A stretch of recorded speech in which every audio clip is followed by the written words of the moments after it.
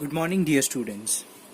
So as we have completed the coordinate geometry section, distance formula, now we are heading to the next chapter, that is statistics and statistical data part. So we will be seeing this topic.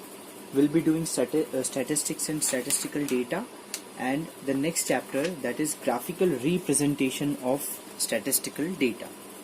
So first you need to understand the meaning of statistics.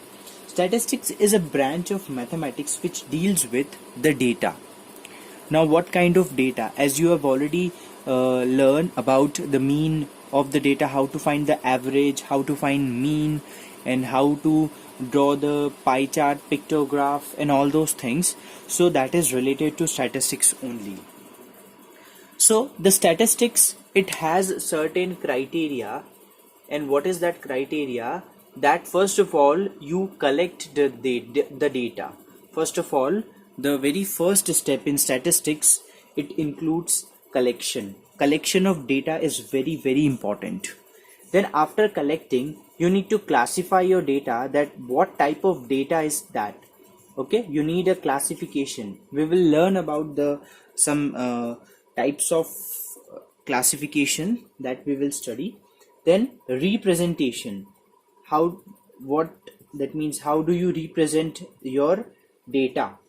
Then analysis from your data, what important things you analyzed. Then interpretation means with your answer or with your value, what do you understand by that particular answer, that is called interpretation.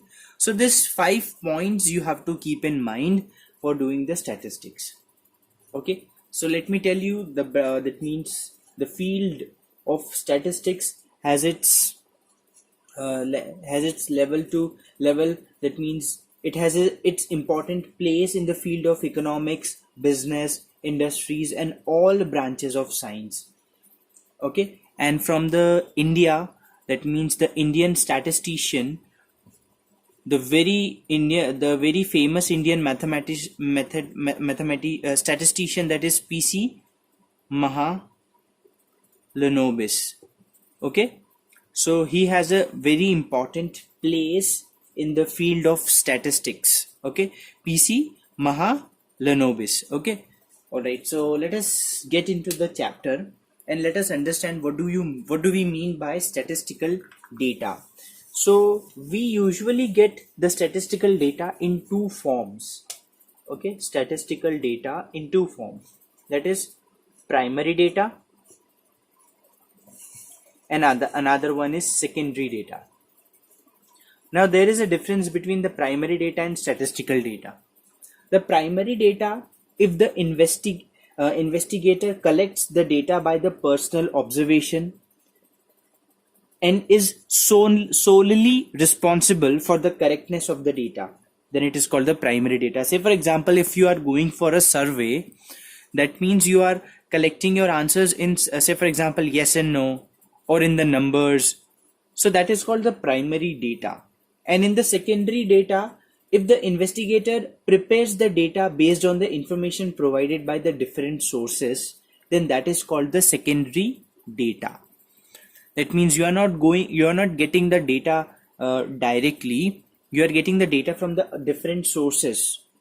Okay, that is called the secondary data. So you need to write these definitions. So first of all, write the definition of statistics, then statistical data. Okay, then how we can represent the data. Okay, second one is representation of data. First by raw data, and second by arrayed data. So raw data, the data in if you are collecting the data, raw, what do you mean by raw data? That means in the very initial, that means, or in the very starting, whenever you get the data in terms of like number, or in terms of yes or no, or any terms, that is called raw data. Raw means we can say kacha. That means we are directly getting, that is not arranged, that is not classified, that is not tabulated. We are getting only the data, that is called the raw data. Okay, And the arrayed data is the data arranged in ascending or descending order. Arrayed means it is properly arranged.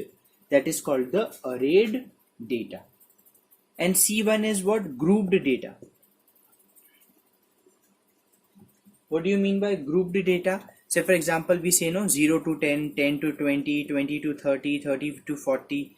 So intervals, in terms of intervals, if we are getting that is called the grouped data. So we can get the data in three forms: row data form, arrayed data, or grouped data. We can represent the data in such form. Okay, that is called the representation of data. Now let us come to the let us come and understand the meaning of mean and median of ungrouped data. This year we will be only dealing with the ungrouped data.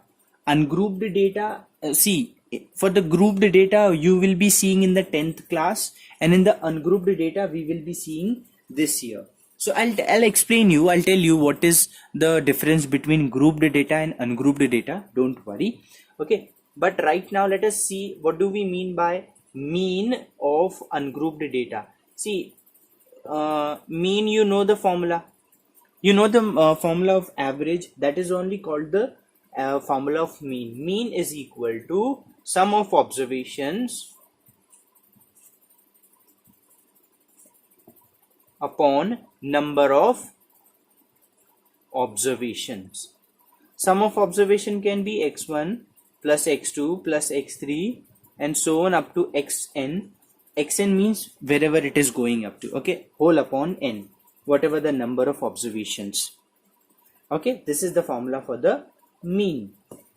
Okay, so it is very easy to find formula of mean. We will be learning about the mean of arrayed data, that I will explain you, don't worry.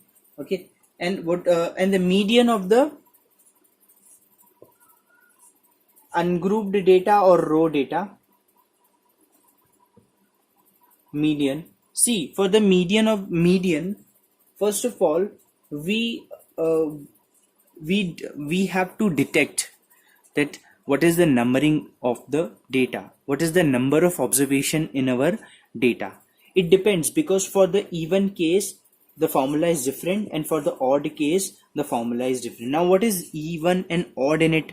So when you count your data, and if it is an even number, then we use for the even formula.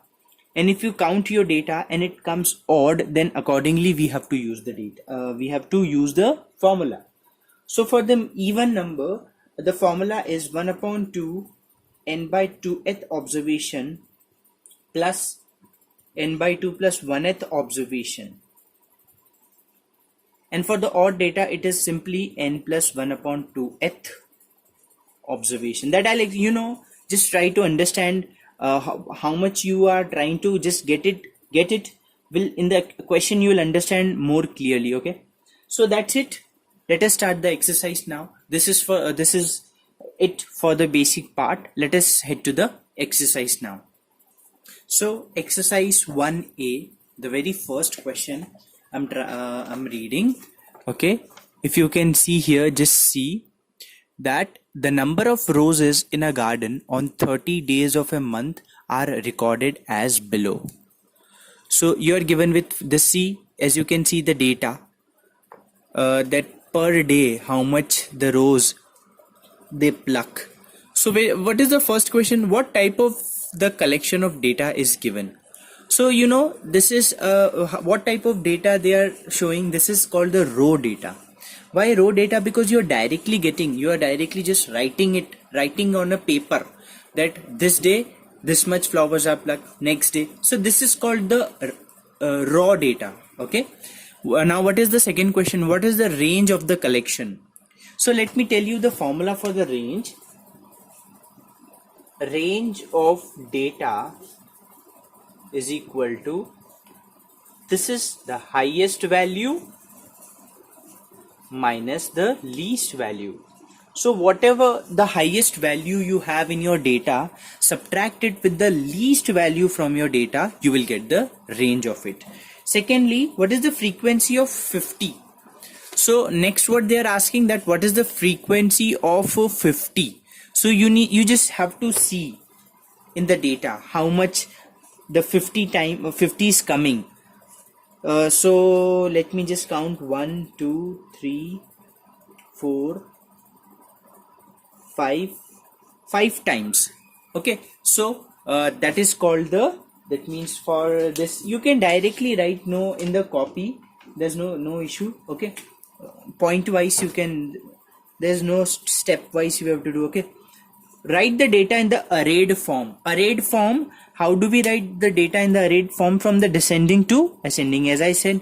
Okay, so ascending to descending, ascending order you write the data, you will get the arrayed form. So that's it. Now try to do second one. Okay, second question you try to do. Question number second I'm doing. Find the mean of the first 6 even natural numbers. So first of all, the first 6 even natural numbers are 2, 4, 6, 8, 10, 12.